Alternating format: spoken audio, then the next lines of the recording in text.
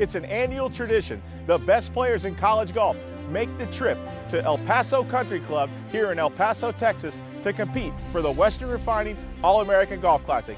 And this year, 21 of the best players in the country teed it up right here this week.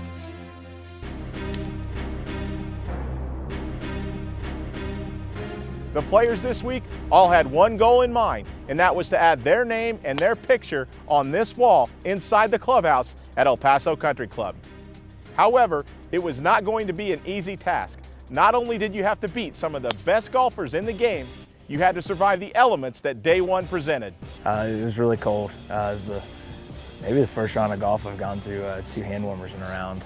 That's never happened before. I mean, I was grinding the whole 18 holes. I would think the first 18 at least I was grinding. I was trying to stay in there and just trying to keep it in play, and it was cold, so I don't really like the cold. And to no one's surprise, your leader after 36 holes was the 2011 champion and 3-time participant here in the All-American Golf Classic. Alabama's Corey Whitsitt had a 2-shot lead. There's a low round out here. That's just the way this tournament is.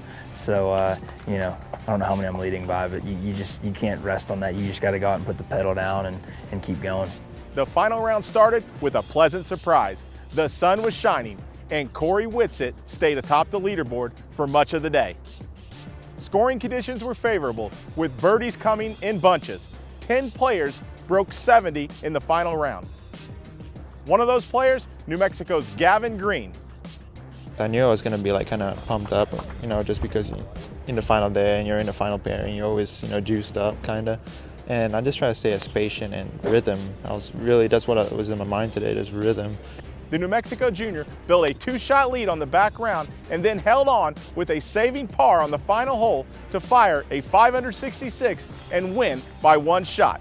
Green becomes the first player from the University of New Mexico to win the All-America Classic. I don't know. I mean, still pretty. I'm sure it's a really good thing, and I'm pretty proud of myself that I did this, especially all the good players as won it, like Tiger and all those guys. And I just want to see what happens in the future, really.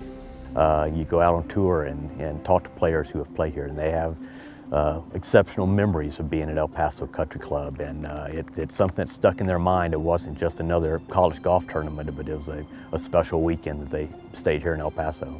Yeah, it was a really great week and fun week for me. I mean, I didn't expect all this great stuff, you know, the food, the entertainment, the hospitality and everything. The staff has been great, and the golf course has been awesome. If you have the opportunity to come play, you should. I mean, Bernie, Mr. Hansen, Mr. Kimball do a first-class job in putting on the event, and then Western obviously backing it. They do such a great job hosting us. So, yeah, it's a first-class deal. It's definitely worth the trip.